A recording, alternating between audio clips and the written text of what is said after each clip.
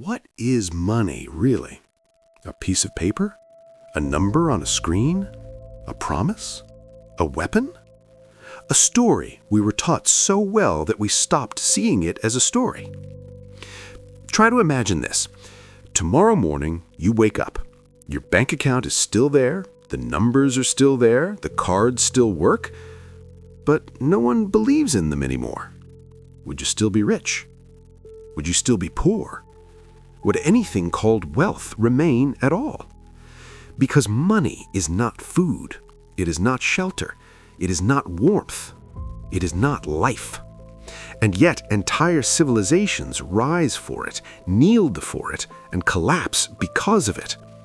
So here's the real question.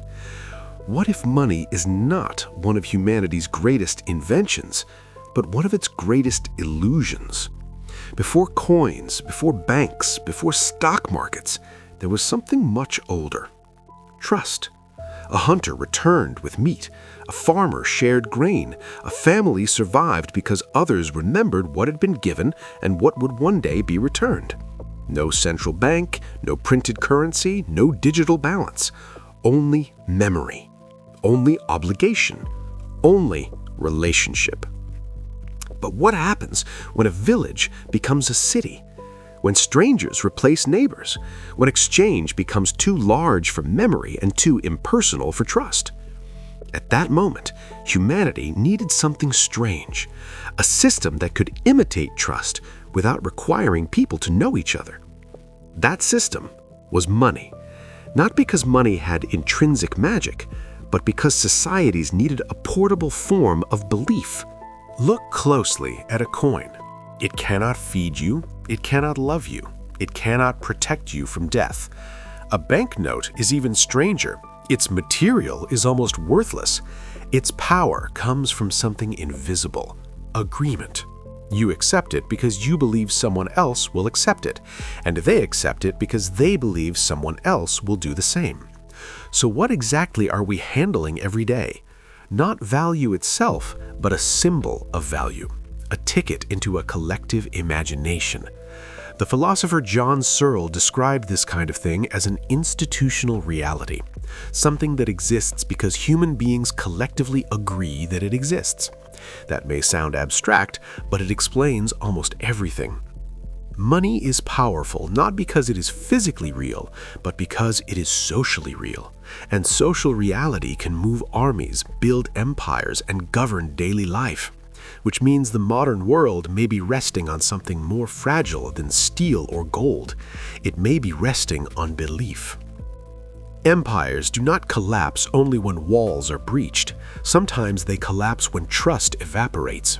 When a currency is diluted, debased, inflated, or doubted, something deeper breaks than the economy. A psychological contract begins to fracture. Rome learned this, so did many empires after it. Because a coin is never just metal, a note is never just paper, a balance is never just accounting. Money is a public test of confidence, and confidence is one of the most unstable forces in history. What happens when the symbol no longer represents what it promised? What happens when people keep using money but stop trusting the world behind it? That is when panic begins. That is when illusion becomes visible. Not when money disappears, but when people suddenly see that it was always sustained by faith. Now the illusion has become even more refined. Most money today is not even paper. It is not gold. It is not something you can hold in your hand. It is electricity, code, database entries, invisible permissions moving through invisible networks. We live inside a civilization where most wealth exists as signals. And maybe that is why financial crises feel so surreal. The panic is real, the suffering is real, but the thing that triggers it is often intangible. A confidence shock, a rumor, a run, a repricing of expectations. Cryptocurrencies pushed this truth into the open. They forced millions of people to confront a disturbing possibility. Maybe money never needed physical substance. Maybe it only ever needed a convincing narrative. And if that is true, then the most valuable asset on earth is not cash, it is trust. This is where Yuval Noah Harari becomes useful. Harari, an Israeli historian born in 1976, earned his doctorate at Oxford in 2002. In books like *Sapiens*, he became one of the most widely read interpreters of how shared stories organize large human societies. His argument is unsettling. Human beings do not build civilizations on facts alone. They build them on imagined orders: religion, law, nation, human rights, corporations, and yes, money. These things are not imaginary in the sense of being meaningless. They are imaginary in the sense that they exist because millions of people agree to act as if they are real. That may sound weak, but it is actually the source of their strength. A mountain exists whether you believe in it or not. Money does not. A flag is cloth until people die for it. A banknote is paper until entire populations organize a life around it. So ask yourself, is money false? Or is it something more dangerous, a fiction so useful that humanity built reality around it? The deeper problem is not that money is fictional. The deeper problem is that we forget it is fictional. Once that happens, money stops being a tool and starts becoming a judge. It tells us what counts, who matters, what deserves time, what deserves attention, what deserves survival. And slowly, almost invisibly, price begins to replace value. A caregiver may be worth less than a trader. A forest may be worth less than a quarterly return. A human life may be discussed in terms of cost efficiency. This is the dangerous moment, when a useful illusion stops organizing exchange and starts organizing morality. Then the question is no longer, what is money? The question becomes, do we own money, or does money own us? Baruch Spinoza understood something brutal about human nature. Born in Amsterdam into the city's Sephardic Jewish community, he was excommunicated in 1656 while still a young man. The ban was unusually severe. Members of the synagogue were forbidden to associate with him, read his writings, or even listen to him. Why? Because Spinoza questioned authority too deeply. He challenged religious orthodoxy, unsettled inherited certainties, and paid for it with isolation. But exile sharpened his philosophy. Spinoza believed that human beings are driven by desire, by a restless striving to persist, expand, and secure themselves. That sounds innocent enough until money enters the picture. Because money gives desire a universal object, a portable symbol into which almost every other desire can be translated.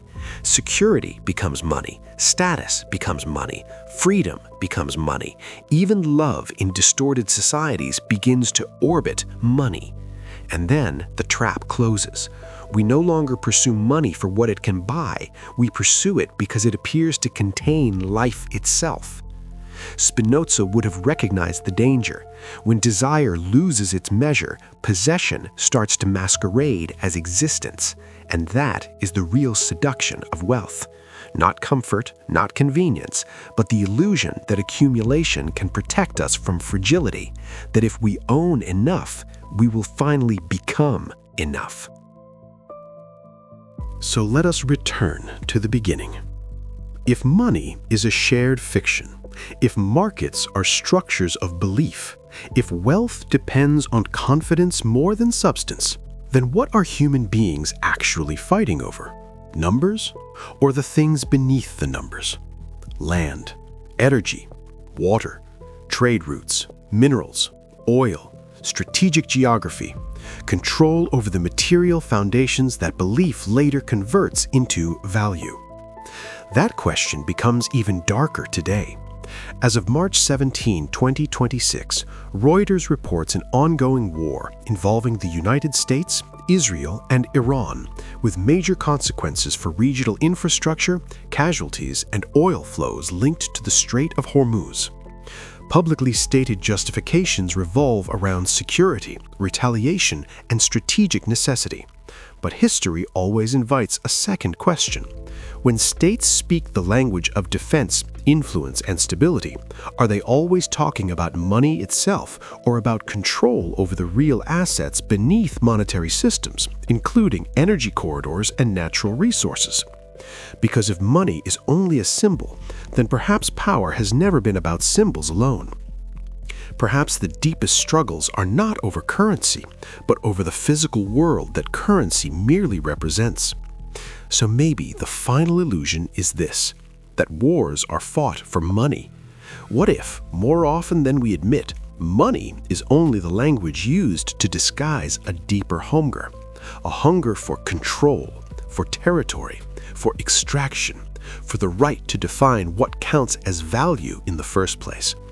And if that is true, then the history of money is not just the history of trade. It is the history of belief trying to rule matter. Money is not the foundation of civilization. Belief is. And whenever belief begins to float too far above reality, human beings go looking for something solid to seize. Sometimes a resource, sometimes a border, sometimes a future that was never really theirs. If you enjoyed this journey into finance and history, hit subscribe and explore the stories most people never hear. Inside Finance History, the story behind the system.